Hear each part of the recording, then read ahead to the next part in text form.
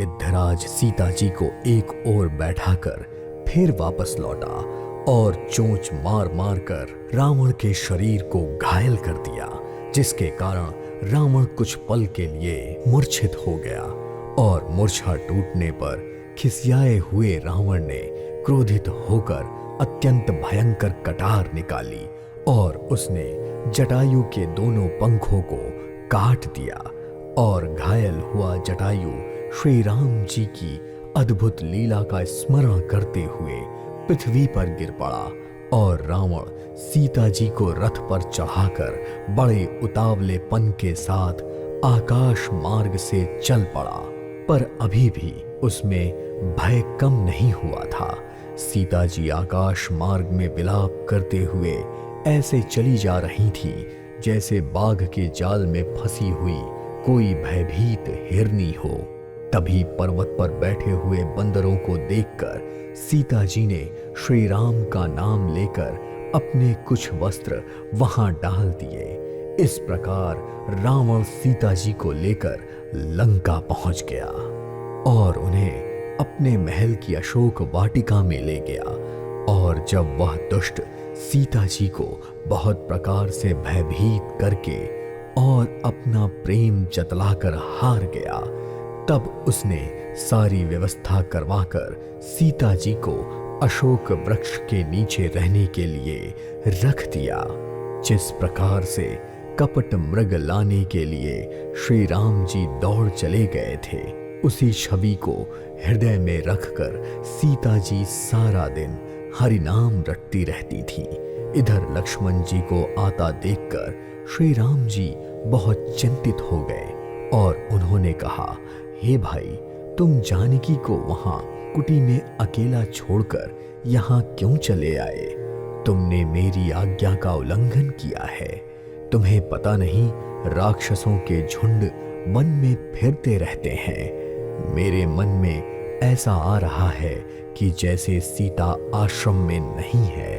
फिर छोटे भाई लक्ष्मण ने राम जी के चरण कमलों को पकड़कर हाथ जोड़कर कहा, हे नाथ, इसमें मेरा कुछ भी दोष नहीं है।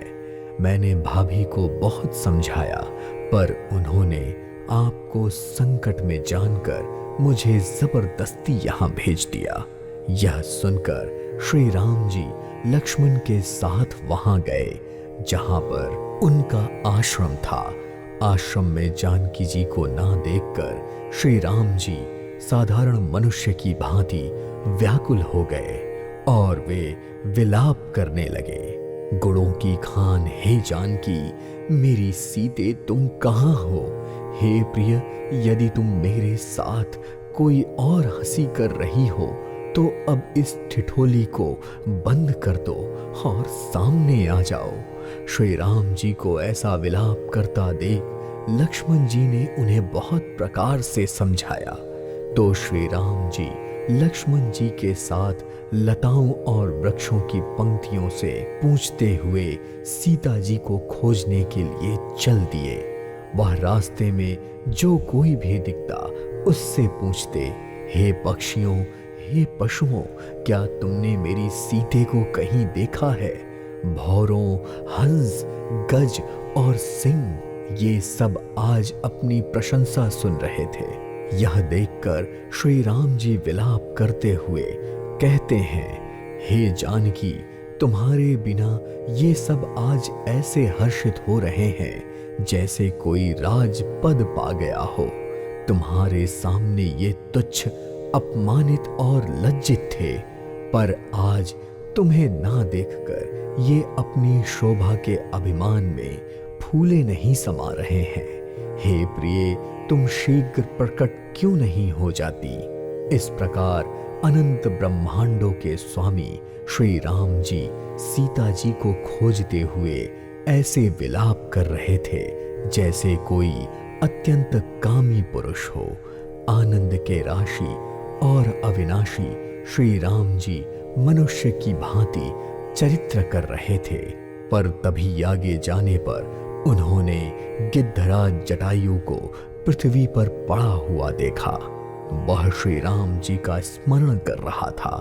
कृपा सागर श्री राम ने अपने कर कमलों से उसके सर पर स्पर्श किया। श्री राम जी का मुख देखते ही गिद्धराज की सारी पीड़ा धीरे धीरे जाती रही। तब धीरज धारण करके गिद्धराज ने कहा, जीवन मृत्यु के भय का नाश करने वाले श्री राम जी सुनिए, रावण ने मेरी यह दशा की है, उसी दुष्ट ने जानकी को हर लिया है। हे गोसाई, वह उन्हें लेकर दक्षिण दिशा की ओर गया है। सीता जी बहुत विलाप कर रही थीं।